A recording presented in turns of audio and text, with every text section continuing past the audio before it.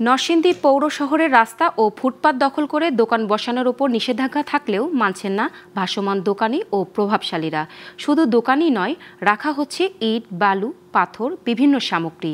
পৌর শহরের প্রায় ৩ কিলোমিটার জুড়ে এমন বেহাল দশা, ফলে প্রতিদিন যানজট তৈরি হচ্ছে। আর ঘন্টার পর ঘন্টা রাস্তায় আটকে ভোগান্তিতে পড়ছে চালক ও যাত্রীরা। অথচ যানজট নিরসনে এসব দোকান উচ্ছেদ ও রাস্তার উপর নির্মাণ সামগ্রী ফেলে রাখায় কোনো ব্যবস্থা নিচ্ছে না প্রশাসন। নরসিংদী থেকে শফিকুল ইসলাম মতির পাঠানো তথ্যচিত্রে ডেস্ক রিপোর্ট। এটি নরসিংদী পৌর শহরের চিত্র। রাস্তা ও ফুটপাত দখল করে বসানো হয়েছে ভাসমান দোকান, ফলে লাগছে যানজট আর দুর্ভোগ পোহাচ্ছে যাত্রী ও পথচারীরা।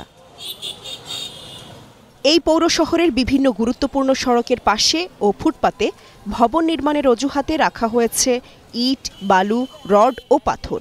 আর প্রভাবশালীদের দাপটে সড়কের মোড়ে চলছে নির্মাণ সামগ্রীর ব্যবসা। ওই দোকানগুলো আপনার সারা রাস্তা ব্লক হয়ে যাচ্ছে, গাড়িও বেড়ে গেছে, এখন গাড়ি কোথায় দাঁড়াবে? এখন গাড়ি পার্কিং করতে গেলে এই ফুটপাতের দোকানপাটের জন্য পার্কিং করা যায় না। রোডঘাটে গাড়ির সংখ্যা বেশি, অনেকে গাড়ির চালান সম্পর্কে জানেই না। এছাড়া সিএনবি রোড, পৌরসভার সামনে, পুরাতন বাসস্ট্যান্ড ও বড়বাজার এলাকায় প্রায় ৩ কিলোমিটার জুড়ে ফুটপাত ও রাস্তা দখল করেছে কয়েকশো ভাসমান দোকানি।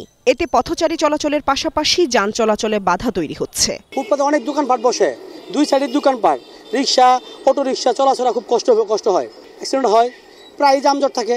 সেই জন্য এটা একটা নিয়ন্ত্রণের পর্যায়ে নিলে সবচেয়ে সুন্দর হবে, যাতে আমাদের নাগরিকদের নির্বিঘ্নে চলাফেরাটা করতে সহজ হয়। পৌর প্রশাসকের দাবি, কেউ রাস্তা ও ফুটপাত দখল করলে শিগগির ব্যবস্থা নেওয়া হবে। প্রশাসনের সহযোগিতায় সড়ক ও ফুটপাত দখলমুক্ত করার আশ্বাসও দেন তিনি। পৌরসভা কর্তৃপক্ষের এখতিয়ারভুক্ত হলে বা পৌরসভা কর্তৃপক্ষের করণীয় যদি কিছু থাকে, তাহলে অবশ্যই জেলা প্রশাসন সহ স্থানীয় প্রশাসনের সহযোগিতায়, জেলা পুলিশের সহযোগিতায় আমরা এই বিষয়টা সমাধানের জন্য আন্তরিকভাবে চেষ্টা করব।